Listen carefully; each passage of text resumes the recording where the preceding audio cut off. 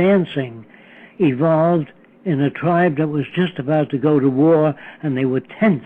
And if they danced around the fire and yelled and screamed, they danced around the fire and relieved that tension before they got into battle. Soldiers, when they march, sing. The reason for that is to take their mind off, how's my wife doing? I wonder what's happening at home with my kids. But if you get them singing, like the Marines sing, blood makes the grass grow. Take their attention away from home, you're better off. And if you can involve them in little games, in dancing, in sports, that takes the attention away from social problems. Boxing, wrestling, sports, in the future, there'll be nobody punching one another because that damages the brain, and nobody seems to give a damn except that they like that. A ballet dancer in later years will have a lot of trouble with her ankles. You know, what they do is not good for the body, and they rehearse long hours, and they damage their body because we have emphasized ballet. We like it. Now, if you consider ancient Rome, where they used to feed Christians to lions, and kids would say to their daddy, can we come next week to see Christians being fed to lions? And daddy might say, if you behave yourself. Now, these kids are not mentally ill. They're brought up in a society that's warped. Our society is warped. It's hard for me to talk about the things that normal people have come to like. Do you understand what I mean? It's like walking over to an Indian and say, what are you dancing around the fire with feathered hat? That's ridiculous. The Indian doesn't say, gee, thanks for telling me that. I never thought of it that way. Don't you see? People can no longer step out of their culture by a lecture or a single movie. It just takes a long time to learn where these things came from, how they emerged, how they evolved. Now, putting a decoration through your ear, piercing your ear, let something dangle from your ear.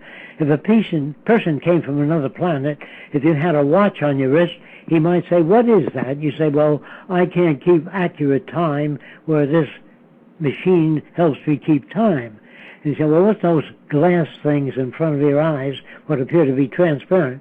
You say, well, I'm losing my eyesight, or I can't read, or I can't see things far away, and this helps me. Or what's that thing hanging from your wife's ears?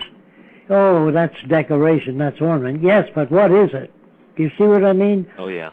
And it's the same as a primitive person painting their face in different colors to keep evil spirits away. Now, they say that with a straight face. Yeah. You can't tell them what they're doing is primitive, backward. You know, being an individual is not how many rings you have through your nose or what color your hair is or if your hair stands straight up or, you know, the clothing that you wear. It's how you think.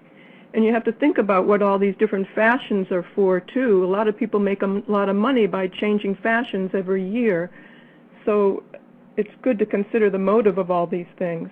Same with automobiles. They hang a tail fin on or a strip of chromium. This is all artificial. I would spend all that money on safety devices instead of a tail fin. Like if you build a monument to veterans, the veterans think that's a good thing. I think it's a terrible idea. If you have any surplus money for monuments, give it to the Veterans Hospital and build MRI machines and X-ray machines. Build what is needed in the hospital to help veterans, not a monument.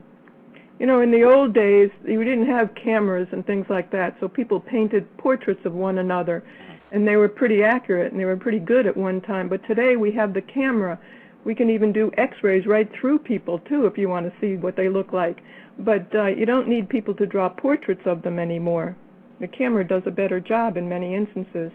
So you're but you saying can't that superimpose that because people are brought up with art appreciation. There's a lot of parasitic beliefs we have that will vanish in the future.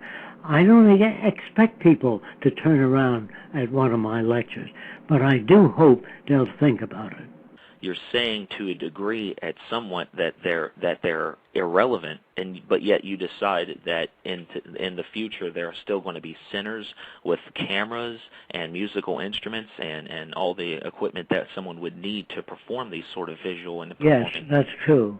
So during the transition, Oh, during the transition. Yes, you need all those things because normal people, so-called normal, a normal Nazi accepts a Nazi system, a normal Frenchman accepts France, a normal headhunter accepts headhunting. So you're saying eventually we won't need those centers anymore. We will have new forms, new art forms. I'm using the word art because that's what people associate it with. Okay. But in the future, we'll have new art forms. I'll tell you a little bit about what that means. New art forms means that furniture will not be designed by artists or designers. Furniture will be designed by anatomists and physiologists to conform with the human body. As you lean forward, the chair helps you get out. The chair adjusts itself to the pressures rather than you moving on a chair all the time to change the pressure points. The chair will move. That's what I mean by anatomist. Dinnerware will be designed by people that study the physiological shape of the human body, and the forks and knives will be designed to best accommodate human attributes. Art was a great thing 100 years ago, where people didn't have any ideas at all, so they just made, like a lot of people, buy a Kennedy rocker. It's the most uncomfortable chair in the world, a Kennedy rocker. But Kennedy had one, and he was an important man, so people do things unsane. Unsane means not the best way for the human body. It's going to take a lot of movies, a lot of education.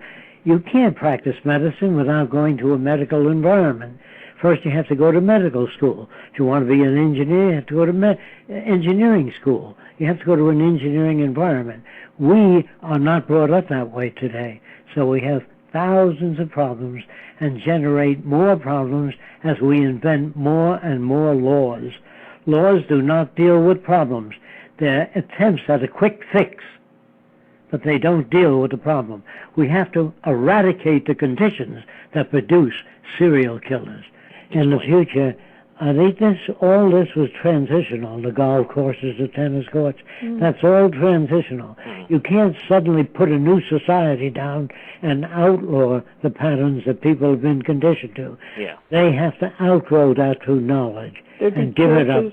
Yeah, there'd be churches in the city, too. You can't ban anything, otherwise it goes underground. It doesn't work.